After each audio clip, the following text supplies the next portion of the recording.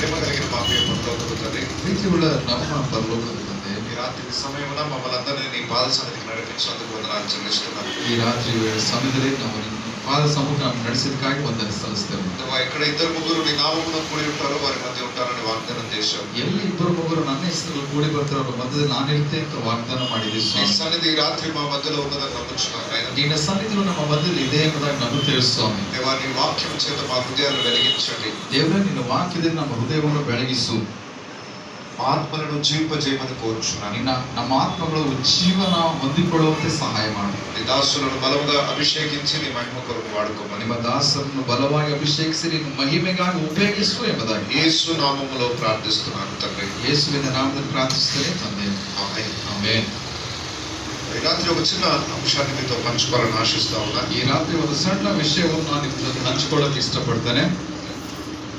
చదువుకున్న ఈ వాక్య భాగం అర్థం కావాలంటే కొంత చరిత్ర మనకు తెలిసి ఉండాలి. ಈ ಓದಿರ್ತಕ್ಕಂಥ ವೇದ ಭಾಗವು ನಮಗೆ ಅರ್ಥ ಆಗ್ಬೇಕಾದ್ರೆ ನಮಗೆ ಚರಿತ್ರೆ ನಮಗೆ ಸ್ವಲ್ಪ ಅದರ ಬಗ್ಗೆ ನಮಗೆ ಅವಗಾಹನೆ ಇರಬೇಕು ಅಥವಾ ಜ್ಞಾನ ಇರಬೇಕು.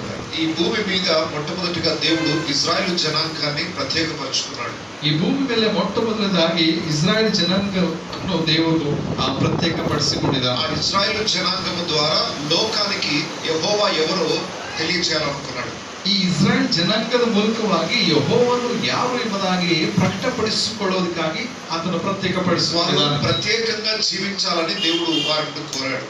ಅವರು ಪ್ರತ್ಯೇಕವಾಗಿ ಜೀವಿಸಬೇಕೆಂಬುದಾಗಿ ದೇವರು ಅವರಿಂದ ಒಂದು ಕೋರಿಕೆಯನ್ನು ಕೇಳಿಕೊಂಡಿದ್ದಾರೆ. దేవుని ఉద్దేశాన్ని వారు గ్రహించలేదు. ಆದ್ರೆ ದೇವರ ಉದ್ದೇಶವನ್ನು ಅವರು ಗ್ರಹಿಸಿಕೊಳ್ಳಲಿಲ್ಲ. దేవుడు నడవమన్న త్రోవలో వారు నడవలేదు. ದೇವರು ನಡೆ ಅಂತ ಹೇಳಿದ ಮಾರ್ಗದಲ್ಲಿ ಅವರು ನಡೆಯಲಿಲ್ಲ. వారి ద్వారా అన్యజనులకు దేవుని గురించిన గొప్పతనాన్ని చెప్పాలనుకున్నాడు దేవుడు. ಅವರ ಮೂಲಕವಾಗಿ ಅನ್ಯ ಜನರಿಗೆ ದೇವರ ಒಂದು ದೊಡ್ಡ ಸ್ಥಿತಿಯನ್ನು ಹೇಳಬೇಕೆಂಬುದಾಗಿ ದೇವರ ಆಸೆ ಇತ್ತು. కానీ అన్యజనుల కన్నా భయంకరమైన పాపములో ఇజ్రాయెల్ ప్రజలు, ಆದ್ರೆ ಅನ್ಯ ಜನರಿಗಿಂತಲೂ ಭయంಕರವಾದಂತಹ ಪಾಪದಲ್ಲಿ ಇಸ್ರಾಯೇಲರು ಮುಳುಗಿ ಹೋಗಿದ್ರು. దేవుడు వారిని హెచ్చరించడానికి ప్రవక్తలని పంపుతూ వచ్చాడు. ದೇವರು ಅವರನ್ನು ಎಚ್ಚರಿಸುವುದಕ್ಕಾಗಿ ಪ್ರವಾದಿಗಳನ್ನು ಕಳಿಸ್ತಾ ಇದ್ದ. ఒక ప్రవక్త తర్వాత ఇంకొక ప్రవక్త వారి మధ్యలో వస్తున్నాడు. ಒಬ್ಬ ಪ್ರವಾದಿ ನಂತರದಲ್ಲಿ ಮತ್ತೊಬ್ಬ ಪ್ರವಾದಿ ಬರ್ತಾ ಇದ್ರು ಅವರ ಬಳಿಗೆ. వాళ్ళు వచ్చి ఇజ్రాయెల్ ప్రజలని హెచ్చరిస్తున్నారు, ఇదిగో మీరు పాపంలో జీవిస్తున్నారు, ఇలాగే జీవిస్తే దేవుడు మిమ్మల్ని శిక్షిస్తాడు. ಅವರ ಬಳಿಗೆ ಬಂದು ಪ್ರವಾದಿಗಳು ಎಚ್ಚರಿಸ್ತಾ ಇದ್ರು, ನೀವು ಪಾಪದಲ್ಲಿ ಜೀವಿಸ್ತಾ ಇದ್ರಿ, ನೀವು ಇದೇ ರೀತಿಯಾಗಿ ಜೀವಿಸುವುದಾದ್ರೆ ದೇವರ ಒಂದು ಕೋಪ ಅಥವಾ ದೇವರ ಅಪಾಯಕ್ಕೆ ಗುರಿಯಾಗಿರಿ. ఇప్పటి వరకు దేవుడు మీ చుట్టూ కంచె వేసి మిమ్మల్ని కాపాడుతూ వచ్చాడు. ಇಲ್ಲಿವರೆಗೆ ದೇವರು ತನ್ನ ಬೇಲಿಯನ್ನು ಹಾಕಿ ತನ್ನ ಸಂರಕ್ಷಣೆಯನ್ನು ಕೊಟ್ಟು ನಡೆಸ್ತಾ ಇದ್ದಾನೆ. ఇప్పుడు దేవుడు మీ చుట్టూ ఉన్న ఫెన్సింగ్ తీసేస్తాడు. ఇక ದೇವರೀಗ ನಿಮ್ಮ ಸುತ್ತಲಿರುವಂತಹ ಬೇಲಿಯನ್ನು ತೆಗೆದು ಹಾಕ್ತಾನೆ. శత్రు రాజులు వచ్చి మిమ్మల్ని నాశనం చేసి మిమ్మల్ని చెరపట్టి తీసుకుని వెళ్ళిపోతారు. ಆ ಶತ್ರು ರಾಜರು ಬಂದು ನಿಮ್ಮನ್ನು ಏನ್ ಮಾಡ್ತಾರೆ ಅಂದ್ರೆ ಸೋಲಿಸಿ ನಿಮಗೆ ಸೆರೆಮನೆಗೆ ತಗೊಂಡು ಹೋಗ್ತಾರೆ. ఆ రోజుల్లో యెరూషలేము పట్టణములో సొలొమోను రాజు చేత ఒక అద్భుతమైన మందిరం కట్టబడింది. ಆ ಯೆರೂಸಲೇಮ್ ಪಟ್ಟಣದಲ್ಲಿ ಸೊಲೊಮೋನನ ರಾಜನ ಮೂಲಕವಾಗಿ ಒಂದು ದೊಡ್ಡ ಒಂದು ದೇವಾಲಯ ಕಟ್ಟಲ್ಪಟ್ಟಿತು. అలాంటి మందిరం ఇప్పటి వరకు ఎవరు ఇంకా కట్టలేరు.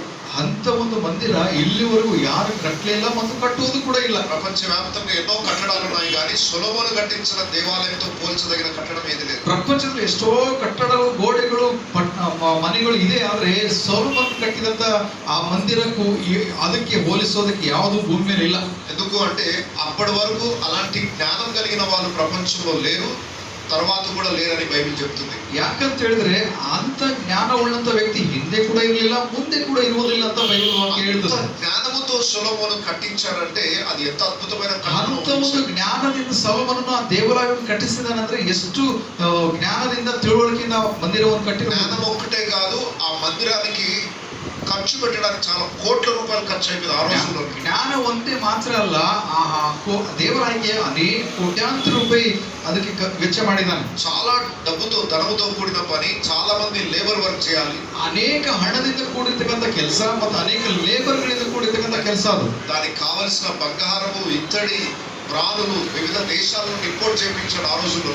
ಆವತ್ತಿನ ದಿನಮಾನಗಳಲ್ಲಿ ಅನೇಕ ರೀತಿಯ ಬಂಗಾರ, ವಜ್ರ, ವೈಡೂರ್ಯ ಅಥವಾ ಇತ್ತಡಿ ಅನೇಕ ಸಾಮಗ್ರಿಗಳು ಬೇರೆ ಬೇರೆ ದೇಶದಿಂದ ಅದನ್ನು ತರಿಸಿಕೊಂಡಿದ್ದಾರೆ. చుట్టూ ఉన్న అనేక దేశాల ప్రజలు ఆ మందిరం యొక్క గొప్పతనాన్ని చెప్పుకునే వాళ్ళట. ಸುತ್ತಲಿರುವ ಎಲ್ಲ ದೇಶದ ಜನಗಳು ಆ ಮಂದಿರದ ಬಗ್ಗೆ ದೊಡ್ಡ ಸ್ಥಿತಿ ಹೇಳ್ಕೊಳ್ತಾ ಇದ್ರು. అయితే ఇంత అద్భుతమైన దేవాలయం యెరూషలేములో ఉన్నది కదా. దేవుడు ఇశ్రాయేలు ప్రజలకు హెచ్చరిస్తూ వచ్చాడు, మీ పాపమును బట్టి ఈ దేవాలయం కూడా కూల్చివేయబడుతుంది. ಇಷ್ಟು ದೊಡ್ಡ ಮಂದಿರವು ಯೆರೂಸಲೇಮ್ ಪಟ್ಟಣದಲ್ಲಿ ದೇವಾಲಯ ಇದೆಯಲ್ಲ, ದೇವರು ಅವರಿಗೆ ಎಚ್ಚರಿಸ್ತಾ ಇದೆ ಇಸ್ರಾಯೇಲ್ಗೆ ಏನಂದ್ರೆ, ನಿಮ್ಮ ಪಾಪಗಳ ನಿಮಿತ್ತವಾಗಿ ಈ ದೇವಾಲಯ ಕೆಡಲ್ಪಡುತ್ತದೆ. దేవుడు మీ చుట్టూ ఉన్న ఫెన్సింగ్ ని తీసేస్తే శత్రు రాజులు వస్తారు, ఈ దేవాలయాన్ని మొత్తం కూల్చేస్తారు. ನೀವು ಪಾಪ ಮಾಡುವುದಾದ್ರೆ ನಿಮ್ಮ ಸುತ್ತಲಿರುವಂತಹ ಬೇಲಿಯು ತೆಗೆಯಲ್ಪಡುತ್ತದೆ. ಅವಾಗ ಶತ್ರು ರಾಜರು ಬಂದು ನಿಮ್ಮನ್ನು ಸೆರೆ ಮನೆಗೆ ತಗೊಂಡು ಹೋಗ್ತಾರೆ, పట్టణాలని నాశనం చేసేస్తారు, ನಿಮ್ಮ ಪಟ್ಟಣ ನಾಶ ಮಾಡ್ತಾರೆ, మిమ్మల్ని బానిసలుగా తీసుకెళ్ళిపోతారు, ನಿಮ್ಮನ್ನು ಗುಲಾಮರನ್ನಾಗಿ ತಗೊಂಡು ಹೋಗ್ತಾರೆ. ఇలా ప్రవక్త వెనుక ప్రవక్త వచ్చి ఎంత హెచ్చరించినా ఇశ్రాయేలు ప్రజలు ఏమాత్రం మార్పు చెందలేదు. ಈ ರೀತಿಯಾಗಿ ಎಷ್ಟೋ ಪ್ರವಾದಿಗಳ ಮೇಲೆ ಪ್ರವಾದಿಗಳು ಬಂದು ಎಷ್ಟೋ ಎಚ್ಚರಿಕೆ ಅವರಿಗೆ ಕೊಟ್ಟರು ಕೂಡ ಅವರು ಸರಿಪಡಿಸಿಕೊಳ್ಳಲಿಲ್ಲ. ఒక సమయం వచ్చింది, దేవుడు తాను చెప్పినట్టుగానే ఆ చుట్టూ ఫెన్సింగ్ తీసేశాడు.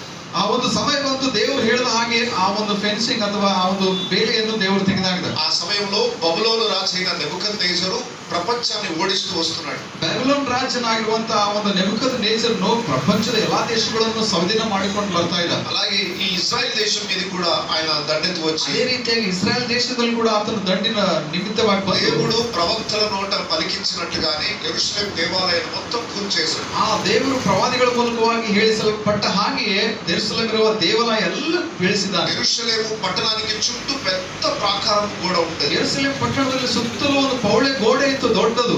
దావీదు కాలంలో, సొలొమోను కాలంలో కట్టించబడిన అద్భుతమైన ప్రాకారము కూడా. ದಾವೀದನ ಕಾಲದಲ್ಲಿ, ಸೊಲೊಮೋನನ ಕಾಲದಲ್ಲಿ ಕಟ್ಟಿದಂತ ಪ್ರಾಕಾರ ಗೋಡೆ ಇತ್ತು ಸುತ್ತಲೂ.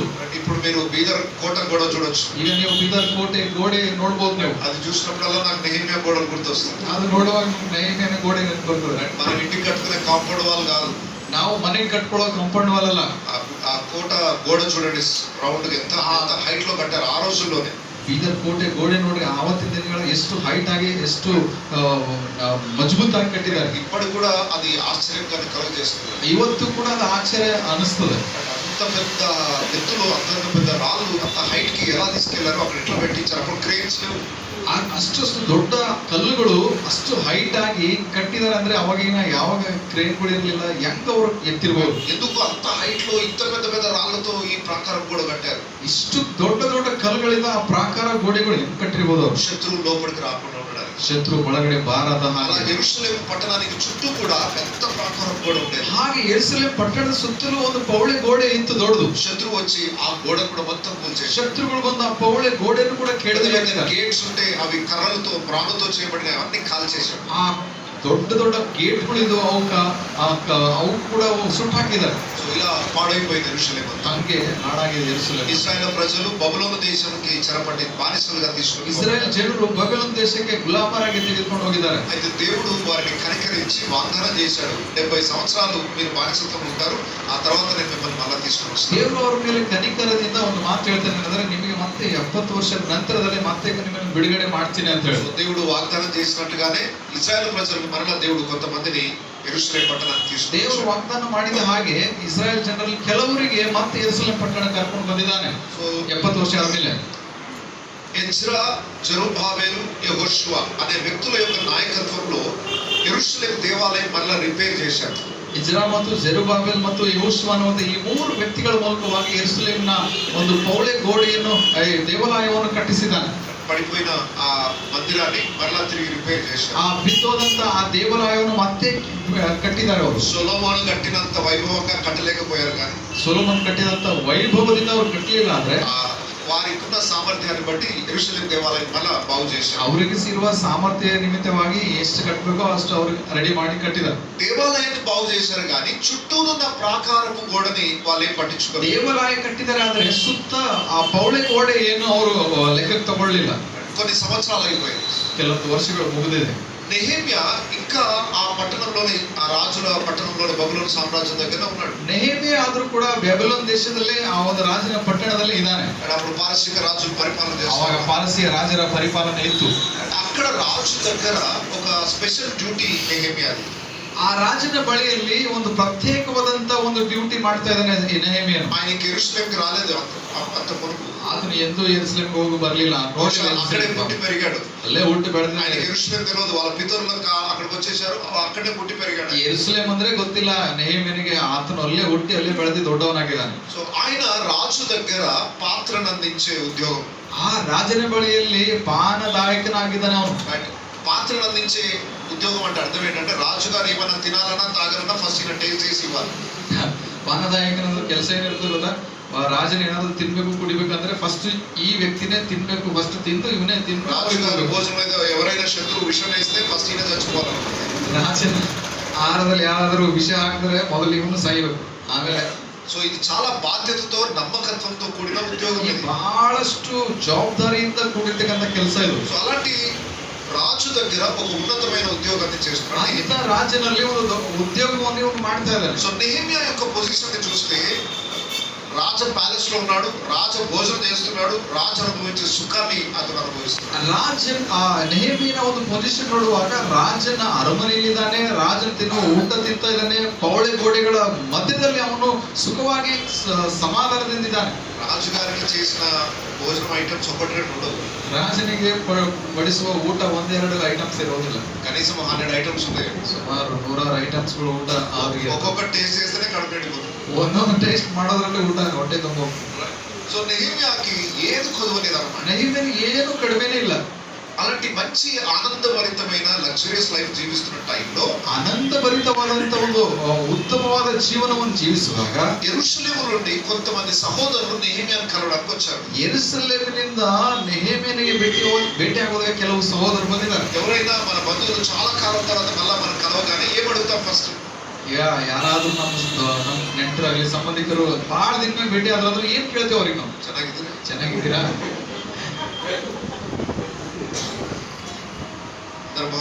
ಎಲ್ಲರೂ ಚೆನ್ನಾಗಿದ್ದಾರ? ಊರದವ್ರು ಎಲ್ಲರೂ ಚೆನ್ನಾಗಿದ್ದಾರ? ఆయన కూడా అదే అడిగాడు. ಅದು ಕೂಡ ಅದೇ ಕೇಳಿದಾನೆ. ಎಲ್ಲರೂ ಹೇಗಿದ್ದಾರೆ? ఆ తర్వాత ಅನಂತರದಲ್ಲಿ యెరూషలేము పట్టణం ఎలా ఉంది? ಯೆರೂಸಲೇಮ್ ಪಟ್ಟಣ ಹೆಂಗಿದೆ ಅಂತ దేవుని పట్టణం ఎలా ఉంది? ದೇವರ ಪಟ್ಟಣ ಹೆಂಗಿದೆ? దేవుని ప్రజలు ఎలా ఉన్నారు? ದೇವ ಜನಗಳು ಹೆಂಗಿದ್ದಾರೆ? వెంటనే వాళ్ళు చాలా బాధతో ఆ పరిస్థితిని వివరించారు. ತಕ್ಷಣ ಬಹಳ ದುಃಖದಿಂದ ಆ ಮಾತುಗಳನ್ನು ವಿವರಣೆ ಮಾಡಿ ಹೇಳಿದ್ದಾರೆ. యెరూషలేము పరిస్థితి ఏం బాగలేదు. ಯೆರೂಸಲೇಮ್ ಪಟ್ಟಣದ ಪರಿಸ್ಥಿತಿ ಚೆನ್ನಾಗಿಲ್ರಿ. ప్రాకారపు గోడలన్నీ కూలిపోయి ఉన్నాయి. ಪ್ರಾಕಾರದ ಗೋಡೆ ಎಲ್ಲ ಬೀಳಿಸಲ್ಪಟ್ಟಿದೆ. గేట్లన్నీ కాల్చేసి ఉన్నాయి. ಗೇಟ್ಗಳೆಲ್ಲವೂ ಸುಟ್ಟೋಗಿದೆ. ఆ పట్టణంలో ఉన్న ప్రజలు శత్రువుల చేత బాధ, వేదన, శ్రమ, నింద ಆ అనుభవిస్తున్నారు. ಪಟ್ಟಣದಲ್ಲಿರುವ ಜನಗಳು ಆ ಶತ್ರುಗಳಿಂದ ಬಹಳಷ್ಟು ನೋವುಗಳು, ಕಷ್ಟಗಳು, ಹಿಂಸೆಯನ್ನು ಅನುಭವಿಸ್ತಾ ಇದ್ದಾರೆ. ఆ పట్టణానికి చుట్టూ సెక్యూరిటీ లేదు. ಆ ಸುತ್ತಲೂ ಪಟ್ಟಣದ ಸುತ್ತಲೂ ಸೆಕ್ಯೂರಿಟಿ ಇಲ್ಲ. శత్రువుల చేత ఈ లోపల ఇజ్రాయెల్ బాధ పెట్టబడుతున్నారు. ಇದು ಒಳಗಡೆ ಇರುವ ಇಸ್ರಾಯೇಲರು ಬಹಳಷ್ಟು ನಿಂದೆ ಅವಮಾನಕ್ಕೆ ಗುರಿಯಾಗಿದ್ದಾರೆ. ఈ వార్త వినగానే ಈ ವಾರ್ತೆ ಕೇಳಿದ ತಕ್ಷಣನೇ నెహెమ్యా ఎలా స్పందించాడు అనేది చాలా ప్రాముఖ్యమైన విషయం. ನೆಹೆಮೀಯನು ಯಾವ ರೀತಿ ಸ್ಪಂದಿಸಿದ್ದಾನೆ ಎಂಬುದಾಗಿ ಬಹಳ ಮುಖ್ಯವಾದಂತ ವಿಷಯ. ప్రాకారం గోడలు కూల్చివేయబడ్డాయి, గుమ్మాలు కాల్చివేయబడ్డాయి, మనుషులు శ్రమను అనుభవిస్తున్నారు. ಆ ಪ್ರಾಕಾರ ಗೋಡೆ ಬೀಳಿಸಲ್ಪಟ್ಟಿದೆ, ಬಾಗಿಲುಗಳು ಸುಡಲ್ಪಟ್ಟಿದೆ, ಒಳಗಡೆ ಮನುಷ್ಯರು ಹಿಂಸಿಸಲ್ಪಡ್ತಾ ಇದ್ದಾರೆ. ఈ వార్త వినగానే నెహెమ్యా ఎలా స్పందించాడో మనం అందరం అలా స్పందించాలి. ಈ ವಾರ್ತೆಯನ್ನು ಕೇಳಿ ನೆಹೆಮೀಯನು ಯಾವ ರೀತಿ ಸ್ಪಂದಿಸಿದ್ದಾನೆ ಇವತ್ತು ನಾವೆಲ್ಲರೂ ಕೂಡ ಅದೇ ರೀತಿ ಸ್ಪಂದಿಸಬೇಕು. నెహెమ్యాకి అక్కడ ఏం జరుగుతుందో అనవసరం. ನೆಹೆಮೀಯನಿಗೆ ಅಲ್ಲಿ ಏನ್ ನಡೀತಾ ಇದೆ ಅದು ಅವಶ್ಯಕತೆನೇ ಇಲ್ಲ. వాళ్ళకి ఏమైతే నాకెందుకు? ಅವ್ರಿಗೆ ಏನಾದ್ರು ನನಗೇನಪ್ಪ, నేనైతే హ్యాపీగా ఉన్నాను. ನಾನಾದ್ರೂ సంతోషವಾಗಿ. ఈ రోజు మనుషులందరూ అలాగే ఉన్నారు. ಇವತ್ತು ಮನುಷ್ಯರೆಲ್ಲರೂ ಅದೇ ಪರಿಸ್ಥಿತಿಯಲ್ಲಿ ಇದ್ದಾರೆ. ఎస్పెషల్లీ దేవుళ్ళు ఆనందిస్తున్న ప్రజలు కూడా అలాగే ఉన్నారు. ಇವತ್ತು ಸ್ಪೆಷಲ್ ದೇವರಲ್ಲಿ ಆನಂದಿಸುವಂತ ಜನಗಳು ಹಂಗೆ ಇದ್ದಾರೆ. నేనైతే హ్యాపీగా ఉన్నాను. ನಾನಾದ್ರೂ ಸುಖವಾಗಿ, నేనైతే ప్రార్థన చేసుకున్నాను, ನಾನಾದ್ರೂ ಪ್ರಾರ್ಥನೆ ಮಾಡಿ, నేనైతే చర్చ్కి వెళ్తున్నాను, ನಾನಾದ್ರೂ ಚರ್ಚ್ಗೆ ಹೋಗ್ತಾ అది ಇದ್ದೀನಿ, బాగున్నాయి నాకైతే. ಎಲ್ಲ నాకైతే ಚೆನ್ನಾಗಿದೆ, ఏం ప్రాబ్లమ్స్. ನನಗಂತೂ ಏನ್ ಪ್ರಾಬ್ಲಮ್ ಇಲ್ಲ. इधर एक लोग కూర్చోనేది ऐसे हो रहे थे. ಬೀದರ್ ಜನಕ್ಕೆ ಏನಾದ್ರೂ ಪರವಾಗಿಲ್ಲ, ನನಗೇನ್ ಚಿಂತೆ ಇಲ್ಲ, पर मेरे को परवाह नहीं. ನನಗೇನ್ ಪರವಾಗಿಲ್ಲ, ನಾನಾದ್ರೂ ಸುಖವಾಗಿದೆ. లోకానికి ఏమైనా నాకు అవసరం. ಲೋಕಕ್ಕೆ ಏನಾದ್ರೂ ನನಗೇನು ಅವಶ್ಯಕತೆ ಇಲ್ಲ. అలాంటి నిర్లక్ష్యమైన స్థితిలో చాలా మంది క్రైస్తవులు. ಅಂತ ಒಂದು ನಿರ್ಲಕ್ಷ್ಯವಾದಂತ ಪರಿಸ್ಥಿತಿಯಲ್ಲಿ ಬಹಳ ಜನ ಇದ್ದೇವೆ. శత్రువైన సాతాను ఎంతో మంది జీవితాన్ని అలాంటి కూల్చేశాడు. ಶತ್ರುವಾಗಿರುವ ಸೈತಾನನು ಅನೇಕ ಜನಗಳ ಜೀವಿತವನ್ನು ಬೆಳೆಸಿದಾನೆ. ఆ ప్రాకారపు గోడలు, ఆ పట్టణము కూల్చివేయబడుట మనిషి జీవితాలని శత్రువైన సాతాను నాశనం చేయుటకు సాదృశ్యంగా ఉంది. ಆ ಪ್ರಾಕಾರ ಗೋಡೆಯು ಬಾಗಿಲುಗಳು ಬೀಳಿಸಲ್ಪಡೋದಕ್ಕೆ ಸಾದೃಶ್ಯ ಏನಾಗಿದೆ ಅಂದ್ರೆ ಮನುಷ್ಯರ ಜೀವಿತವು ಬೀಳಿಸಲ್ಪಡುವಂತದಾಗಿದೆ. ಸೈತಾನ ఆ రోజు యెరూషలేము పట్టణం ఎలా కూలిపోయిన స్థితిలో ఉందో ఈ రోజు బీదర్ అలాగే ఉంది. ಆಗುತ್ತೆ. ಯೆರೂಸಲೇಮ್ ಪಟ್ಟಣದ ಪೌಳೆ ಗೋಡೆಗಳು ಬಾಗಿಲುಗಳು ಯಾವ ರೀತಿ ಬೀಳಿಸಲ್ಪಟ್ಟಿದೆಯೋ ಹಾಗೆ ಇವತ್ತು ಬೀದರ್ ಪಟ್ಟಣದ ಜನಗಳು ಅದೇ ರೀತಿ ಬೀಳಿಸಲ್ಪಟ್ಟಿದ್ದಾರೆ. హైదరాబాద్ అలాగే ఉంది, ಹೈದರಾಬಾದ್ ಹಂಗೆ ಇದೆ, ఇండియా అలాగే ఉంది, ಭಾರತ ದೇಶ ಹಂಗೆ ಇದೆ, ప్రపంచ దేశాలన్నీ అందిస్తుంది. ಪ್ರಪಂಚದ ಎಲ್ಲಾ ದೇಶಗಳು ಅದೇ ಪರಿಸ್ಥಿತಿಯಲ್ಲಿ ಇದೆ. జీవితాలు కూలిపోయి ఉన్నాయి, ಜೀವಿತಗಳು ಇವತ್ತು ಬೀಳಿಸಲ್ಪಟ್ಟಿದೆ, సమాధానం లేదు, ಸಮಾಧಾನ ಇಲ್ಲ, కుటుంబాలలో నెమ్మది లేదు, ಕುಟುಂಬಗಳಲ್ಲಿ ನೆಮ್ಮದಿ ಇಲ್ಲ, జీవితాలన్నీ కూడా సాతాను చేత నాశనం చేయబడ్డాయి. ಜೀವಿತ ಎಲ್ಲ ಸೈತಾನ ಮೂಲಕವಾಗಿ ನಾಶ ಮಾಡಲ್ಪಡ್ತಾ ಇದೆ. ఏ ఇంట్లో చూసినా నెమ్మది లేదు, ಯಾವ ಮನೆಯಲ್ಲಿ ನೋಡಿದ್ರು ನೆಮ್ಮದಿ ಇಲ್ಲ, ఇంట్లో చూసినా రోజు ఏడుపే, ಯಾವ ಮನೆಯಲ್ಲಿ ನೋಡಿದ್ರು ದಿನಾಲು ఏ ఇంట్లో చూసినా రకరకాల ఇబ్బందులను ಯಾವ ಮನೆಯಲ್ಲಿ ನೋಡಿದ್ರು ಕೂಡ ತರತರವಾದಂತಹ ಒಂದು ಕಷ್ಟಗಳೇ. అన్ని కుటుంబాల యొక్క గోడల్ని కూల్చేశాడు. ಸೈತಾನನು ಎಲ್ಲಾ ಕುಟುಂಬಗಳ ಗೋಡೆಗಳನ್ನು ಬೆಳೆಸಿದ್ದಾನೆ. గోడలు కూల్చివేయబడడం ద్వారా నష్టం ఏంటంటే శత్రువు ఎప్పుడంటే అప్పుడు లోపలికి వచ్చి వెళ్ళిపోవచ్చు. ಪೌಳೆ ಗೋಡೆ ಬೀಳಿಸಲ್ಪಡುವುದರಿಂದ ಏನ್ ನಷ್ಟ ಅಂದ್ರೆ ಶತ್ರುಗಳು ಯಾವಾಗ್ಲೂ ಒಳಗೆ ಬರ್ಬೋದು. చుట్టూ మనం గోడలు కట్టుకొని తలుపు లాక్ చేసుకుంటాం. ఎందుకు? ಸುತ್ತಲೂ ಗೋಡೆ ಕಟ್ಟಿ ಅದು ಲಾಕ್ ಹಾಕೊಳ್ತೇವೆ. ಅದಕ್ಕೆ దొంగలు ఎవరు లోపలికి రా, ಕಳ್ಳರು ಯಾರು ಒಳಗೆ ಬರಬಾರದು ಅನ್ನೋ ಉದ್ದೇಶ. ఒకవేళ డోర్స్ ఓపెన్ ఉన్నాయి అనుకోండి, ಒಂದ್ ವೇಳೆ ಎಲ್ಲ ಡೋರ್ ಓಪನ್ ಇದೆ, దొంగ ఏ సమయంలోనే లోపలికి రావచ్చు, అవసరమైన తీసుకొని ಕಳ್ಳ వెళ్ళిపోవచ్చు. ಯಾವ ಸಮಯದಲ್ಲಿ ಕೂಡ ಒಳಗೆ ಬರ್ಬೋದು, ಅವಶ್ಯಕತೆ ಇರುವಂತ ಸಾಮಾನು ತಗೊಳ್ಳೋ ಹೋಗ್ಬೋದು. మన ఇంట్లో ఉన్న వస్తువులు పాడు కాకుండా చాలా అన్ని లాక్స్ వేసామా లేదా అన్ని తలుపు వేసామా లేదా చెక్ చేసుకుంటాం. ಬಹಳ ಸರ್ತಿ ನಮ್ಮ ಮನೆಯಲ್ಲಿರುವ ಎಲ್ಲ ಲಾಕ್ ಮಾಡಿದೇವಲ್ಲ ಅಥವಾ ಮುಚ್ಚಿದೇವಲ್ಲ ಅನ್ನೋದಾಗಿ ಬಹಳ ಸರ್ತಿ ಚೆಕ್ ಮಾಡಿದ್ದೇವೆ. కొంతమందికి చాలా అధికమైన జాగ్రత్తలు ఉంటాయి. ಕೆಲವರಿಗೆ ಅಧಿಕವಾದ ಜಾಗರೂಕತೆ ವಹಿಸ್ತಾರೆ. తలుపు వేసి వచ్చి పడుకుంటారు, ಒಳಗಡೆ ಕೊಂಡೆ ಹಾಕಿ ಮಲ್ಕೊಂಡಿರ್ತಾರೆ. सोने के बाद और एक बार याद आता है वो अरे क्या बंद करे क्या भाई, ಮಲ್ಕೊಂಡಾಗ ಮತ್ತೆ ನೆನ್ಕೊಳ್ತಾರೆ ನಾನು ಲಾಕ್ ಹಾಕಿದನ ಅಥವಾ ಇಲ್ಲ. और एक बार जाके खोल के देखते हैं, ಮತ್ತೊಂದ್ ಸರ್ತಿ ಹೋಗಿ ತೆಗೆದು ನೋಡ್ತಾರೆ, ಅರೆ ಹಾಕಿದ. सो गए. ಓಕೆ, 2-3 बार बच्चे लोग पूछते हैं दादा क्या दरवाजा बंद करे क्या. ಆ ಮಕ್ಕಳಿಗೆ 2-3 ಸರ್ತಿ ಕೇಳ್ತೀವಿ, ಹಾಕಿದ್ರಲ್ಲ ಕೀ ಹಾಕಿದ್ರಲ್ಲ. కొంతమంది ఇంటి నుండి బయటికి ఎక్కడైనా ఊరికి వెళ్ళేటప్పుడు జాబ్కి వెళ్ళేటప్పుడు బయట నుండి తలుపు వేసేసేదా. ಕೆಲವರು ಜಾಬಿಗೆ ಹೋಗುವಾಗ ಮನೆಯ ಒಂದು ಕೀ ಹಾಕಿ ಹೋಗ್ಬೇಕು.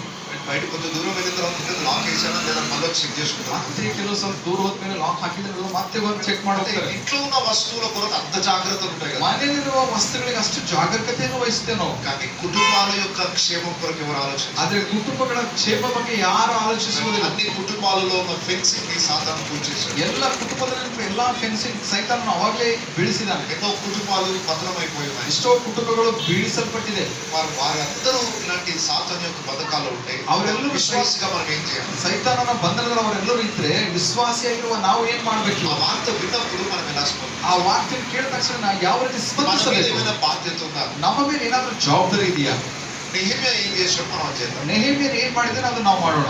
ఏం చేశాడు. ಏನ್ ಮಾಡಿದ್ರೆ ನೆಹೆಮ್ಯ 3rd verse 3ನೇ ವಚನ 4th verse 4ನೇ ವಚನ. ఈ మాటలు విన్నప్పుడు నేను కూర్చుండి ఏడ్చి. ನಾನು ಈ ವರ್ತಮಾನವನ್ನು ಕೇಳಿದಾಗ ನೆಲದ ಮೇಲೆ ಕೂತುಕೊಂಡು ಅತ್ತೇನೋ. ఫస్ట్ పాయింట్ ఏంటి. ಮೊದಲನೇ ಪಾಯಿಂಟ್ ಏನು, ಬಹಳ ಅಳ್ತಾ ಇದ್ದ ನಾವು. ಯಾಕೆ ಅಳೋದು ಅವಶ್ಯಕತೆ ಏನ್ರಿ ನೆಹೆಮ್ಯ. అది చాలా దూర ప్రాంతం, వాళ్ళకేమైతే నువ్వెందుకు ಬಹಳ ఏడుస్తున్నావు. ದೂರ ಇರುವ ಪ್ರಾಂತ್ಯ, ಅವ್ರಿಗೆ ಏನಾದ್ರು ಆದ್ರೆ ನಿನಗೆ ಯಾಕೆ ಕಷ್ಟಪ್ಪ. లోకంలో ఉన్న మనుషులు చూడగానే వారి పరిస్థితిని చూడగానే నీ హృదయం దుఃఖం వస్తుందా. ಲೋಕದಲ್ಲಿರುವ ಜನಗಳು, ಪಾಪದಲ್ಲಿರುವ ಜನಗಳಿಗೆ ನೋಡಿದಾಗ ನಿನಗೆ ದುಃಖ ಆಗ್ಲತ್ತದ, ನೋವಾಗ್ಲತ್ತದ. చూస్తుంటాం కొన్నిసార్లు రోడ్డు మీద వెళ్తుంటాం, ఆయన పూర్తిగా దాగి రోడ్డు మీద పడి ಕೆಲವರು ರೋಡ್ ಮೇಲೆ ಕುಡಿದು ಭಯಂಕರವಾಗಿ ನಶೆ ಮಾಡ್ತಾ ರೋಡಲ್ಲಿ ಅತ್ತೆ ತಿರುಗಾಡ್ತಾ ಹೋಗ್ತಾರೆ. అలా చూసి తిట్టుకుంటూ వెళ్తాం మనం. ಅವ್ರಿಗೆ ನೋಡಿ ನಾವು ಬೈಕೊಂಡು ಹೋಗ್ತೀವಿ. బుద్ధి లేదు రోడ్డు మీద పడేది. ಅರೆ ಇವ್ನಿಗೆ ಬುದ್ಧಿ ಇಲ್ಲ, ರೋಡ್ ಮೇಲೆ ಮಲ್ಕೊಂಡಿದ್ದಾನೆ ಅಂತ ಹೋಗ್ತೀವಿ. చూడగానే లోపల బాధ ఏమైనా అనిపిస్తుందా. ಅವ್ರಿಗೆ ನೋಡಿದ ತಕ್ಷಣ ನಮ್ಗೆ ಒಳಗಡೆ ಏನಾದ್ರು ದುಃಖ ಆಗ್ಲತ್ತದ. జీవితం నాశనమైంది. ಅರೆ ಅವ್ರ ಜೀವಿತ ಹಾಳಾಗ್ಲತ್ತಲ್ಲ. ఒకరు కొట్లాడుకుంటూ చంపుకుంటా ఉన్నారు. ಕೆಲವರು ಜಗಳಾಡಿ ಹುಡ್ಕೊಂಡು ಸಾಯಿಸ್ಕೊಳ್ತಾರೆ ಒಬ್ಬರೊಬ್ರು. ర్యాష్ డ్రైవింగ్ చేసి యాక్సిడెంట్స్ చేస్తున్నారు. ಅನೇಕ ರಫ್ ಆದ ಡ್ರೈವಿಂಗ್ ಮಾಡಿ ಆಕ್ಸಿಡೆಂಟ್ చూస్తుంటే ಮಾಡ್ತಾರೆ. కోపం వస్తుంటుంది. ಅವ್ರಿಗೆ ನೋಡಿದ್ರೆ ಸಿಟ್ಟು ಬರ್ತಾ ಇರ್ತದೆ. అయితే కోపంతో పాటు ఏడుపు కూడా రావాలి. ಆ ಸಿಟ್ಟಿನ ಜೊತೆಯಲ್ಲಿ ಅಳು ಕೂಡ ಬರ್ಬೇಕು ನಮ್ಗೆ. అదే వీరి జీవితం నాశనం. ಅರೆ ಇವ್ರ ಜೀವಿತ ಹಾಳಾಗ್ತದಲ್ಲಪ್ಪ. సాతాను బంధకాల్లో ಸೈತಾನ್ ಬಂಧನದಲ್ಲಿ ಇದಾರಲ್ಲ ಇವ್ರು. వీళ్ళు ఇలాగే వెళ్తే నాశనానికి వెళ్ళిపోతున్నారు. ಇವ್ರು ಹಿಂಗೆ ಹೋದ್ರೆ ನಾಶ ಆಗ್ತಾರಲ್ಲ ಇವ್ರು. సాతాను వారి జీవితాలని బంధించి పెట్టాడు. ಸೈತಾನ್ ಇವ್ರ ಜೀವಿತ ಬಂಧನದಲ್ಲಿ ಇಟ್ಟಿದ್ದಾನೆ. సో ఆ పరిస్థితులు చూసినప్పుడు మన హృదయం వేదనతో ಆ నింపబడాలి. ಪರಿಸ್ಥಿತಿ ನೋಡುವಾಗ ನಮ್ಮ ಹೃದಯ ವೇದನೆ ತುಂಬೋಗ್ಬೇಕು. చూడండి, మన సమస్యల గురించి ఏడవడానికే జీవితం సరిపోతుంది. ಅರೆ ನಮ್ಮ ಸಮಸ್ಯೆ ಬಗ್ಗೆ ನೋಡಿ ಅಳೋದಕ್ಕೆ ಸಮಯ ಸಾಕಾಗಲ್ಲ ನಮ್ಗೆ. మా ఇంట్లో ఉన్న పరిస్థితుల గురించి రోజు ఏడుస్తున్నాం. ಸಾಂದ್ರೆ ನಮ್ಮ ಮನೆಯ ಪರಿಸ್ಥಿತಿ ನೋಡೇ ದಿನ ಅಳ್ತಾ ಇದೀವಿ ನಾವು.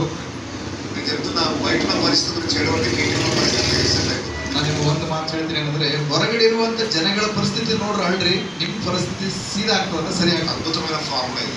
ಅದ್ಭುತವಾದ ಫಾರ್ಮುಲಾ ಇದು. బయట లోకంలో నశించిన ఆత్మల కొరకు నువ్వు ఏడు, నీ ఇంటి నుంచి ఏడవలసిన అవసరం ఉన్నది. ಹೊರಗಡೆ ಇರುವಂತ ನಶಿಸಿ ಹೋಗುವಂತ ಆತ್ಮಗಳ ಬಗ್ಗೆ ನೀವು ಅಳುವುದಾದ್ರೆ ನಿಮ್ಮ ಕುಟುಂಬದ ಬಗ್ಗೆ ಅಳುವ ಪರಿಸ್ಥಿತಿ ಬರುವುದಿಲ್ಲ. ఎందుకంటే తిమోతి పత్రికలో రాయబడింది, మీరు నెమ్మదిగాను సుఖముగాను బ్రతుకు నిమిత్తము మనుషులందరి కొరకు ప్రార్థించండి. ನೀವು ತಿಮೋತಿ ಪತ್ರಿಕೆಯಲ್ಲಿ ಬರೆಯಲ್ಪಟ್ಟಿದೆ, ನೆಮ್ಮದಿಯಾಗಿ ಸುಖವಾಗಿ ನೀವು ಜೀವಿಸೋದಾದ್ರೆ ಇತರ ಜನರಿಗಾಗಿ ನೀವು ಪ್ರಾರ್ಥಿಸಿರಿ. మన ఇంట్లో పీస్ఫుల్ ఉండాలంటే బయట అందరి కొరకు ప్రార్థన చేయాలి. ನಾವು ನಮ್ಮ ಕುಟುಂಬದಲ್ಲಿ ಸಮಾಧಾನದಿಂದ ಇರಬೇಕಾಯಿತು ಅಂದ್ರೆ ಇತರರಿಗಾಗಿ ನಾವು ಪ್ರಾರ್ಥಿಸುವುದಕ್ಕೆ ఎవరికి ఏమైతే నాకెందుకులే అనేది క్రైస్తవ సమాజం. ಯಾರಿಗೇನಾದ್ರೂ ನಮಗೇನು ಅನ್ನುವಂಥದ್ದು ಕ್ರೈಸ್ತತ್ವದ ಗುಣ ಅಲ್ಲ ಅದು. మన చుట్టూ ఉన్న ప్రజల క్షేమమే మన యొక్క గురిగా ఉండాలి. ನಮ್ಮ ಸುತ್ತಲಿರುವಂತ ಜನಗಳ ಕ್ಷೇಮವೇ ನಮ್ಮ ಒಂದು వాళ్ళందరి క్షేమమే మనకు మన హృదయంలో భారంగా ఉండాలి. ಅವರೆಲ್ಲರ ಕ್ಷೇಮವೇ ನಮ್ಮ ಹೃದಯದ ಭಾರವಾಗಿರಬೇಕು. అది లేకపోతే నువ్వు నిజమైన క్రైస్తవుడే కాదు. ಅದು ಇಲ್ಲ ಅಂದ್ರೆ ನಿಜವಾದ ಕ್ರೈಸ್ತರೇ ಅಲ್ಲ ನಾವು. ఎవరి గురించి నాకు ఎందుకు సార్ అనాలి? ಅವ್ರ ಬಗ್ಗೆ ನಮ್ಗೆ ಯಾಕ್ರಿ ಸರ್? బైబిల్లో ఒక మాట రాయబడింది, అందరూ తమ సొంత పనులు చూసుకుంటున్నారు, ఏసే పనులు ఎవరు చేయట్లేదు. ಬೈಬಲಲ್ಲಿ ಮಾತು ಬರೆಯಲ್ಪಟ್ಟಿದೆ ಅಂದ್ರೆ ಎಲ್ಲರೂ ತಮ್ಮ ತಮ್ಮ ಸ್ವಂತ ಕಾರ್ಯಗಳನ್ನೇ ಮಾಡ್ಕೊಳ್ತಾರೆ. ಅದು ಯೇಸು ಕ್ರಿಸ್ತನ ಕಾರ್ಯ. అందరూ గురించి చేసే ఆలోచిస్తున్నాడు. ಯೇಸು ಕ್ರಿಸ್ತನ ಅವ್ರ ಬಗ್ಗೆ ಎಲ್ಲ ಆಲೋಚನೆ ಮಾಡ್ತಾರೆ. దేవుని సృష్టిలో భాగమే. ಅವರೆಲ್ಲರೂ ದೇವರ ಸೃಷ್ಟಿಯಲ್ಲಿ ಒಂದು ಭಾಗ. నశించిపోతుంటే దేవుడు దుఃఖపడుతున్నాడు. ಅವರು ನಶಿಸಿ ಹೋಗಿದ್ರೆ ದೇವರು ದುಃಖ ಪಡ್ತಾರೆ. దేవుని హృదయాన్ని అర్థం చేసుకున్నవాడు ఆయనకి ఏది దుఃఖాన్ని కలుగజేస్తుందో మనం కూడా దుఃఖాన్ని కలుగజేయాలి. ದೇವರ ಹೃದಯವನ್ನು ಯಾರು ಅರ್ಥ ಮಾಡ್ಕೊಳ್ತಾರೋ ಆತನಿಗೆ ಯಾವುದು ದುಃಖ ಆಗ್ತದೋ ಅದು ಕೂಡ ನಮಗೆ ದುಃಖ ಆಗ್ಬೇಕು. ఈ రాత్రి ఒక్క విషయాన్ని మాత్రం నేను చెప్పాలి. ಈ ರಾತ್ರಿ ಒಂದು ವಿಷಯವನ್ನ ನಿಮಗೆ ಹೇಳಲು ಇಷ್ಟಪಡ್ತೇನೆ. పరిస్థితుల గురించి వినగానే, ఎవరి కుటుంబాల ఏదైనా సమస్య వచ్చినా తెలియగానే నీ హృదయం దుఃఖంతో నిండి ఉంటుందా? ನಿಮ್ ಹೊರಗಡೆ ಇರುವ ಸುತ್ತಲಿರುವಂತ ಎಲ್ಲರ ಪರಿಸ್ಥಿತಿಯನ್ನು ಕೇಳಿದಾಗ ಅಥವಾ ಇನ್ನೊಬ್ಬರ ಕುಟುಂಬದಲ್ಲಿ ಯಾವ್ದಾದ್ರು ಸಮಸ್ಯೆಯನ್ನು ಕೇಳಿದಾಗ ನಿಮ್ಮ ಹೃದಯದಲ್ಲಿ ಏನಾದ್ರು ನೋವು ಆಗ್ತಾ ಇದೆಯಾ? రోజుల్లో పరిస్థితి ఎట్లుందంటే ఎవరి గురించైనా ఏదైనా బ్యాడ్ ఇన్ఫర్మేషన్ వచ్చిందనుకోండి, మనం ఎంజాయ్ చేస్తున్నాం దాన్ని విని.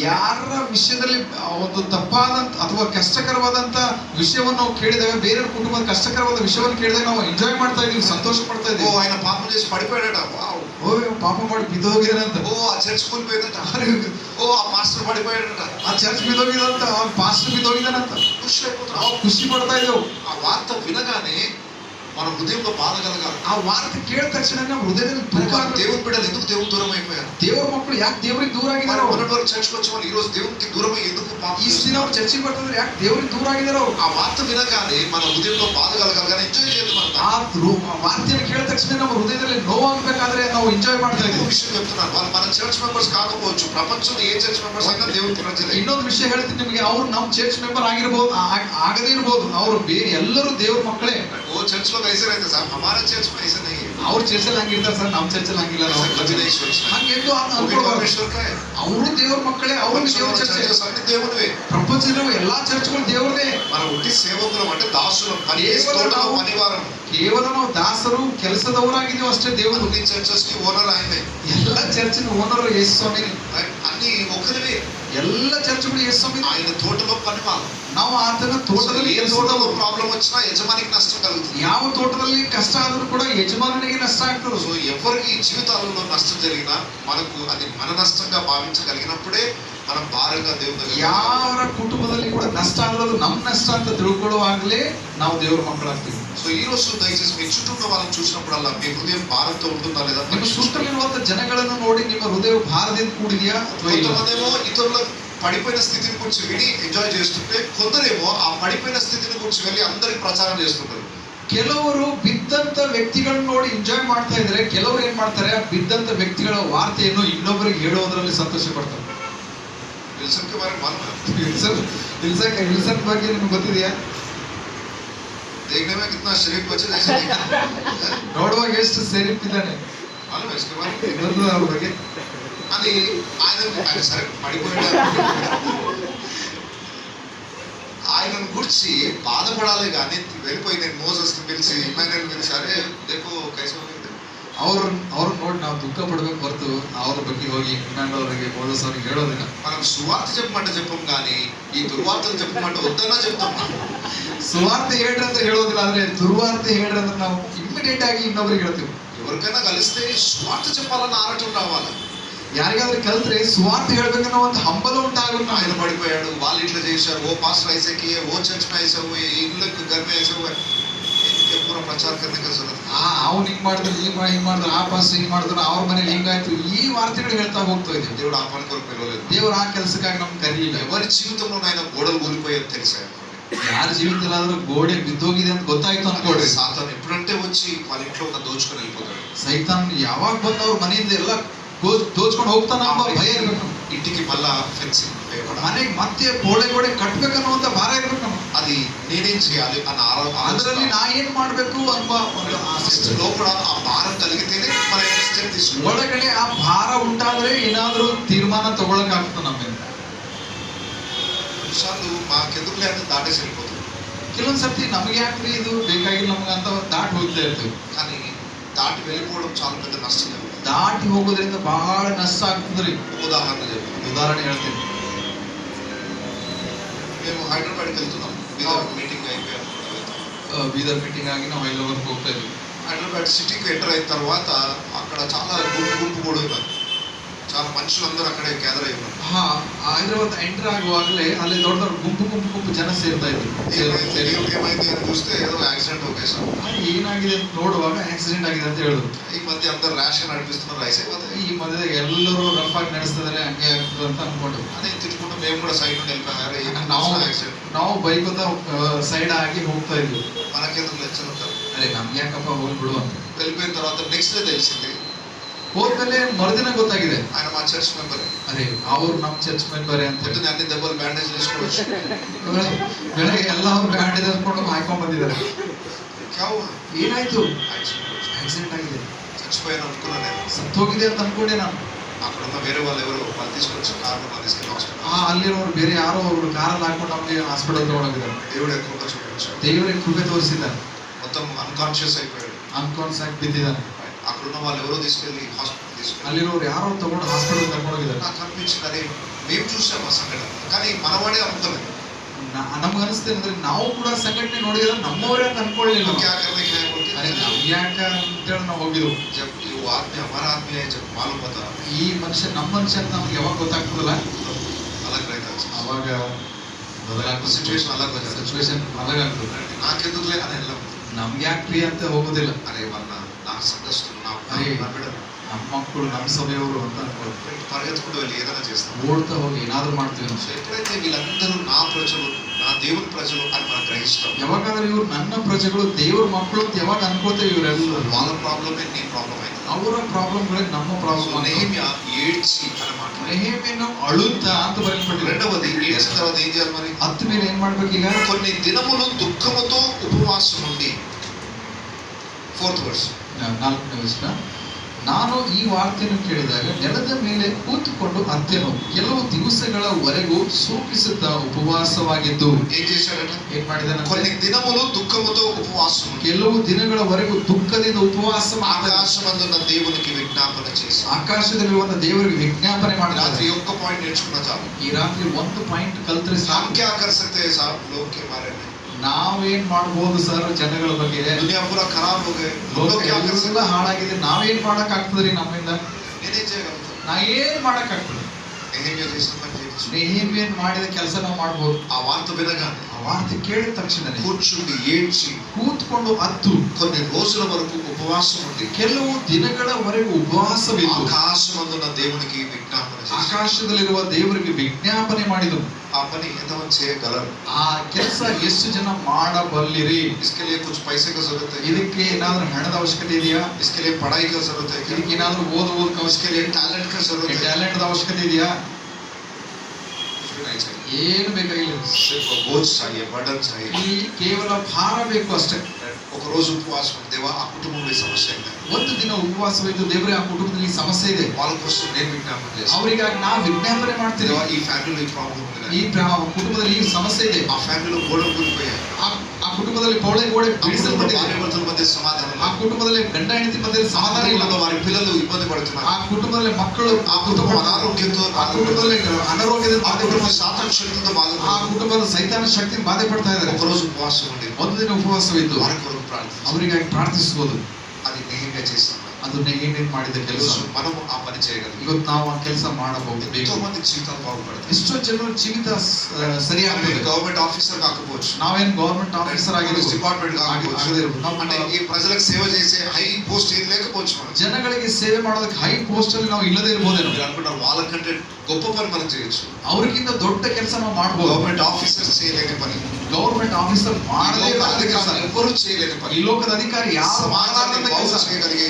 ఒకే ఒక పని మనం మాత్రమే చేయగలం. ಸಮಾಜವನ್ನು ಸರಿ ಮಾಡುವಂತ ಕೆಲಸ ನಾವೇ ಮಾಡಬಹುದು. ಅದನ್ನು ఎలా చేయగలుగుతాం? ಹೆಂಗ್ ಮಾಡಬಹುದು? ಅದು మనకేం సామర్థ్యం ఉంది? ನಮಗೆ ಏನ್ ಸಾಮರ್ಥ್ಯ ಇದೆ ಸರ್? సామర్థ్యం కలిగిన దేవుడు ఉన్నాడు. ಸಾಮರ್ಥ್ಯವುಳ್ಳ ದೇವರು ನಮಗಿದ್ದಾನೆ. ಅದಕ್ಕೆ కేస్ ఫైల్ ఆయన దగ్గర ಈ తీసుకెళ్ళి ಕೇಸ್ ಫೈಲ್ ಆತನ ಬಳಿ ತಗೊಂಡು ಹೋಗ್ಬೇಕಷ್ಟೇ. ఆ ప్రజల పక్షమున విజ్ఞాపన చేసి ಆ ಜನಗಳ ಪಕ್ಷದಲ್ಲಿ ನಾವು ವಿಜ್ಞಾಪನೆ ಮಾಡುವವರಾಗಿರಬೇಕು. రాయబడి బద్దలైన సందులో నిలిచుటకు ఒక్కడున్నా చాలు, నేను దేశాన్ని బాగు చేస్తాను. ಪೌಳೆ ಗೋಡೆಗಳ ಮಧ್ಯದಲ್ಲಿ ಒಬ್ಬನು ನಿಂತುಕೊಂಡು ವಿಜ್ಞಾಪನೆ ಮಾಡುವನು ಸಾಕು, ನಾನು ಆ ದೇಶವನ್ನು ಸರಿ ಮಾಡ್ತೇನೆ. మనం ఇక్కడ వెళ్దాం. ఆ భారంతో, ಆ ಭಾರತದಿಂದ ಇವತ್ತು ನಾವು ಇಲ್ಲಿ ಹೋಗೋಣ. ఫస్ట్ మీకు తెలిసిన కుటుంబాల పరిస్థితి మీకు ఏవేవైతే తెలుసు, ಇವತ್ತು ನಿಮಗೆ ಗೊತ್ತಿರುವಂತ ಕುಟುಂಬಗಳು ಯಾವ್ಯಾವ ಇದೆಯಾ ಅದಕ್ಕೋಸ್ಕರವಾಗಿ ಪ್ರಾರ್ಥಿಸಿರಿ. ఆ సమస్యను చూసి ప్రార్థన చేయడం స్టార్ట్ చేద్దాం. ಆ ಸಮಸ್ಯೆ ನೋಡಿ ಅದಕ್ಕಾಗಿ ಪ್ರಾರ್ಥನೆ ಮಾಡೋದನ್ನು ಕಲಿಯೋಣ. మనం వెళ్ళి వాళ్ళకి ఏం హెల్ప్ చేయలేదు, ನಾವು ಹೋಗಿ ಅವ್ರಿಗೆ ಏನ್ ಹೆಲ್ಪ್ ಮಾಡಕ್ ಆಗೋದೇ ಇರ್ಬೋದೇನೋ, కానీ ప్రేయర్ చేయొచ్చు. ಅವ್ರಿಗೆ ಪ್ರಾರ್ಥನೆ ಮಾಡ್ಬೋದು ನಾವು. మీరు అనుకోవచ్చు ప్రేయర్ తోటి ఏమవుతుంది? ನೀವು ಅನ್ಬೋದು ಪ್ರಾರ್ಥನೆ ಏನಾಗ್ತದೆ ಸರ್? మనం చేసే ప్రేయర్ సామాన్యమైన వ్యక్తి కాదు. ನಾವು ಮಾಡುವಂತ ಪ್ರಾರ್ಥನೆ ಅದು ಸಾಮಾನ್ಯವಾದ ವ್ಯಕ್ತಿಗೆ ಪ್ರಾರ್ಥನೆ ಮಾಡೋದಿಲ್ಲ. దేవునికి, ఆకాశమందున్న దేవునికి, ಸರ್ವಶಕ್ತನಾದ ದೇವರಿಗೆ, ಆಕಾಶದಲ್ಲಿರುವ ದೇವರಿಗೆ ನಾವು ಪ್ರಾರ್ಥಿಸ್ತೇವೆ. సింహాసనపై ఆశీనుడై ఉన్న దేవుడు, ಅತ್ಯುನ್ನತ ಸಿಂಹಾಸನ ಆಸೀನನಾಗಿರುವ ದೇವರಿಗೆ అంటే హైట్ పొజిషన్ ఎవరిది లేదు. ಆತನಿಗಿಂತ ಉನ್ನತವಾಗಿರುವವರು ಯಾರು ಇಲ್ಲ. ఏదైనా చేస్తే ఆయనే చేయాలి. ಏನಾದ್ರು ಮಾಡಿದ್ರೆ ಆತನೇ ಮಾಡ್ಬೇಕು. అలాంటి గొప్ప దేవుని దగ్గరికి సమస్య తీసుకెళ్ళి ಅಂತ ದೊಡ್ಡ ದೇವರ ಬಳಿಗೆ ಈ ಸಮಸ್ಯೆ ತಗೊಂಡು ಹೋಗ್ತಾ ಇದೀವಿ. ఈ రోజు ఆ ప్రార్థన స్టార్ట్. ಇವತ್ತಿನಿಂದ ಪ್ರಾರ್ಥನೆ ಪ್ರಾರಂಭಿಸೋಣ. అవకాశం ఉంటే ఒక రోజు ఉపవాసం ఉండి, ಅವಕಾಶ ಇದ್ರೆ ಒಂದು ದಿನ ಉಪವಾಸದಿಂದ ఈ ఫ్యామిలీ కొరకు మీరు బర్డన్ కలిగి ఉన్నారు. ಯಾವ ಕುಟುಂಬಕ್ಕಾಗಿ ನಾವು ಆ ಆಸಕ್ತಿ ಉಳ್ಳವರಾಗಿರುವ ఎన్నో కుటుంబాలు తాగుబోతున్నారు. ಎಷ್ಟೋ ಕುಟುಂಬಗಳಿಗೂ ದುಃಖದಿಂದ ಜೀವನ ಆಗ್ತಾ ಇದೆ. కుటుంబాలలో అప్పుల బాధలు ఉన్నాయి. ಎಷ್ಟೋ ಕುಟುಂಬದಲ್ಲಿ ಸಾಲ ಇದೆ. ఎన్నో కుటుంబాలలో అనారోగ్యత ಎಷ್ಟೋ సమస్యలు ఉన్నాయి. ಕುಟುಂಬಗಳಲ್ಲಿ ಅನಾರೋಗ್ಯದ ಸಮಸ್ಯೆ ಇದೆ. అలాగే ఉండాల్సిందేనా? ಹಂಗೆ ಇರ್ಬೇಕು ಅವರು. వారి కొరకు మనం ఏం చేయలేము. ಅವ್ರಿಗಾಗಿ ನಾವು ಏನಾದ್ರು ಮಾಡಕ್ ಆಗಲ್ಲ. ನಮ್ಗೆ కొంతవరకు దేవుడు మనకి ఆనందభరితమైన జీవితాన్ని ఇచ్చాడు. వాళ్ళు అనుభవిస్తున్న కష్టాలు లేవు మనకి. ನಮಗೆ ಅವ್ರು ಅನುಭವಿಸುವಂತ ಕಷ್ಟ ನಮಗೇನಿಲ್ಲ ಇವತ್ತು. కష్టాలే లేవు అనట్లేదు నేను, ಕಷ್ಟನೇ ಇಲ್ಲ ಅಂತೇನಿಲ್ಲ. కానీ హాస్పిటల్లో నెలల తరబడి ಹಾಸ್ಪಿಟಲ್ ಒಂದೊಂದು ತಿಂಗಳವರೆಗೂ ಅವರು ರೋಗಿಯಾಗಿ ಇದ್ದಾರೆ. ಕೆಲವರು తినడానికి భోజనమే లేని స్థితిలో చాలా మంది. ಕೆಲವರು ತಿನ್ನೋದಕ್ಕೆ ಊಟ ಕೂಡ ಇಲ್ಲ ಅಂತ ಪರಿಸ್ಥಿತಿಯಲ್ಲಿ ಇದ್ದಾರೆ. ಕೆಲವರು రోజు ఇంట్లో గొడవలు, తాగి భర్త రావడం, భార్య భర్త కొట్టుకోవడం, ದಿನಾಲು ಜಗಳಗಳು, ದಿನಾಲು ಗಂಡ ಕುಡಿದು ಬಂದು ಮನೆಯಲ್ಲಿ ಜಗಳ ಆಡುವುದು, ಇಂಥ ಪರಿಸ್ಥಿತಿ ಇದೆ ಕೆಲವರು ಕುಟುಂಬಗಳು. లేకుండా దేవుడికి చేశాడు కదా. ಅಂತ ಸ್ಥಿತಿ ಇಲ್ಲದ ಹಾಗೆ ದೇವರು ಏನ್ ಮಾಡಿದಾನಲ್ಲ, ఆ స్థితిలో ఉన్న వాళ్ళ కొరకు ప్రార్థన. ಅಂತ ಸ್ಥಿತಿಯಲ್ಲಿ ಇದ್ದವರಿಗಾಗಿ ಪ್ರಾರ್ಥನೆ ಮಾಡಬಹುದಲ್ಲ. నెహెమ్యాలాగా నువ్వు కోటలో ఉండొచ్చు, ನೆಹೆಮೀಯ ಅಂತರ ನೀವು ಕೋಟೆ ಗೋಡೆಯಲ್ಲಿ ಇದ್ದಿರ್ಬೋದೇನೋ, కానీ నెహెమ్యా హృదయం లేకపోతే ప్రమాదం. ನೆಹೆಮೀಯನ ಹೃದಯ ನಿಮ್ಗೆ ಇಲ್ಲ ಅಂದ್ರೆ ಬಹಳ ಅಪಾಯ. సో ఈ రాత్రి మనం స్టార్ట్ చేద్దాం. ಇವತ್ತು ರಾತ್ರಿ ಪ್ರಾರಂಭಿಸೋಣ. దేవుడి సన్నిధిలో మనం చేయగలిగిన ఒకే గొప్ప పని వారి కొరకు దేవుడి దగ్గర ದೇವರ ಸನ್ನಿಧಿಯಲ್ಲಿ ಹೋಗಿ ನಾವು ಮಾಡಬೇಕಾದ ದೊಡ್ಡ ಕೆಲಸ ಏನಂದ್ರೆ ವಿಜ್ಞಾಪಿಸುವ. బైబిల్ అంతా తెలియకపోవచ్చు, ನಿಮಗೆ ಬೈಬಲ್ ಗೊತ್ತಿಲ್ಲದೇ ಇರ್ಬೋದೇನೋ. జస్ట్ సర్వోన్నతుడైన దేవుడు తెలుసు కదా. ಸರ್ವೋನ್ನತನಾದ ದೇವರಿಗೆ ಗೊತ್ತಿದ್ದಾನಲ್ಲ.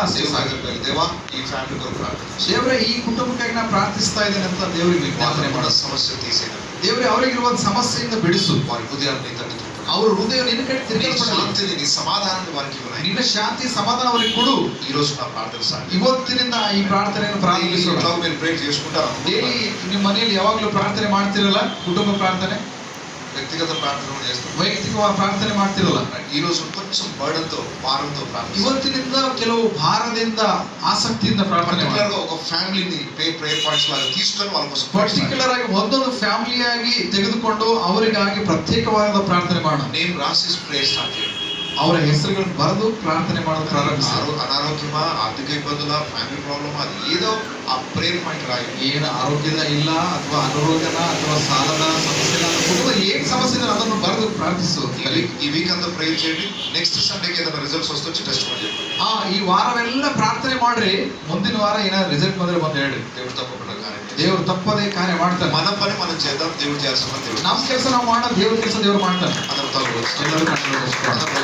ಎಲ್ಲರೂ ಕಣ್ಣುಗಳು ಮುಚ್ಚಿಕೊಳ್ಳೋಣ. ఈ రాత్రి ఇక్కడ నుండి గొప్ప భారంతో తిరిగి వెళ్దాం. ಈ ರಾತ್ರಿಗೆ ದೊಡ್ಡ ಭಾರದಿಂದ ನಾವು ಇಲ್ಲಿಂದ ಹೋಗೋಣ ಪ್ರಿಯರೇ. నేను చేయగలను అనుకుంటున్నావు కానీ నువ్వే గొప్ప పని చేయగలుగుతావు. ನಾ ಏನ್ ಮಾಡ್ಲಕ್ ಆಗ್ತದ ಅಂತ ಅನ್ಕೊಳ್ತೀರ, ನೀನೇ ಏನೋ ಮಾಡ್ಬೋದು, ದೊಡ್ಡ ಕೆಲಸ ಮಾಡ್ಬೋದು. అందరూ అలాగే అనుకుంటున్నారు, నేనేం చేయగలను కానీ దేవుడి కొరకు ఒక్కరు కూడా ముందుకు రావడం లేదు. ಎಲ್ಲರೂ ಹಂಗೆ ಅನ್ಕೊಳ್ತಾ ಇದ್ರೆ ನಾನೇನ್ ಮಾಡಕ್ಕಾಗ್ತದ್ರೆ ಯಾರು ಮುಂದೆ ಬರ್ತಾ ಇಲ್ಲ ದೇವ್ರ ಕೆಲಸ ಮಾಡೋದಕ್ಕಾಗಿ. ఎవరో ఒక్కరి హృదయం మండించబడితే చాలు, వాళ్ళ ద్వారా అనేక మంది మండించబడతారు. ಯಾರೋ ಒಬ್ಬರ ಹೃದಯವು ಉರಿಸಲ್ಪಟ್ರೆ ಎಲ್ಲರ ಹೃದಯವು ಉರಿಸಲ್ಪಡ್ತದೆ. నెహెమ్యా ఒక్కడి హృదయంలో ఈ భారం ప్రారంభమైంది. ನೆಹೆಮಿಯ ಒಬ್ಬನ ಹೃದಯದಲ್ಲಿ ಈ ಭಾರ ಪ್ರಾರಂಭವಾಗಿದೆ. కోల్పోయిన యెరూషలేము గోడలు మరలా కట్టబడ్డాయి. ಬಿದ್ದೋದಂತ ಪೌಳೆ ಗೋಡೆಗಳು ಮತ್ತೆ ಕಟ್ಟಲ್ಪಟ್ಟಿದೆ. ఒక్కడు ముందుకు వస్తే చాలు, ಒಬ್ಬನು ಮುಂದೆ ಬಂದ್ರೆ ಸಾಕು. ఒక్కడి హృదయం మండించబడితే చాలు, ಒಬ್ಬನ ಹೃದಯವು ಬೆಂಕಿ ಒಂದು ಉರಿಯಲ್ಪಟ್ರೆ ಸಾಕು. ఒక్క క్యాండిల్ వెలిగించబడితే ఎన్ని వేల క్యాండిల్స్ అయినా వెలిగించవచ్చు. ಒಂದು ಕ್ಯಾಂಡಲ್ ಉರಿಸಲ್ಪಟ್ರೆ ಎಷ್ಟೋ ಕ್ಯಾಂಡಲ್ಗಳು ಉರಿಸಬಹುದು. ఈ రాత్రి నా హృదయంలో ఆ భారం నింపునాయన. ದೇವರು ಈ ರಾತ್ರಿ ನನ್ನ ಹೃದಯದಲ್ಲಿ ಆ ಭಾರವನ್ನು ಕೂಡು ಸ್ವಾಮಿ. ఇక్కడున్న నా చుట్టూ ఉన్న ప్రజల రక్షణ కొరకు నేను నీ సన్నిధిలో వేడుకుంటాను. ಇಲ್ಲಿರುವ ಜನಗಳ ರಕ್ಷಣೆಗಾಗಿ ನನ್ನಿಂದ ಏನ್ ಮಾಡಕ್ ಆಗ್ತದೆ ನಾವು ಮಾಡಲು ಸಹಾಯ ಮಾಡು. ఉపవాసముని ప్రార్థన చేస్తాను, ಉಪವಾಸದಿಂದ ಪ್ರಾರ್ಥಿಸುತ್ತೇನೆ, విజ్ఞాపన చేస్తాను, ವಿಜ್ಞಾಪನೆ ಮಾಡುತ್ತೇನೆ. ఆ పని చేయడానికి ఈ రోజు నా హృదయంలో భారం నింపునాయన. ಆ ಕೆಲಸ ಮಾಡೋದಕ್ಕಾಗಿ ಇವತ್ತು ನನ್ನ ಹೃದಯದಲ್ಲಿ ಭಾರವನ್ನು ಇಡು ಸ್ವಾಮಿ. వ్యక్తిగతంగా దేవుతో ఆ మనవి చేస్తుందేవా, అలాంటి నెహెమ్యా లాంటి భారం నాకు దయచేయమని అడుగుదాం. ವ್ಯಕ್ತಿಗತವಾಗಿ ನಮ್ಮ ಹೃದಯದಲ್ಲಿ ಆ ಭಾರವನ್ನು ಕೂಡ ಎಂಬುದಾಗಿ ನಾವು ಆಸಕ್ತಿಯಿಂದ ಪ್ರಾರ್ಥನೆ ಮಾಡೋ. ಹಾಲೆಲೂಯಾ, ಸ್ತೋತ್ರ.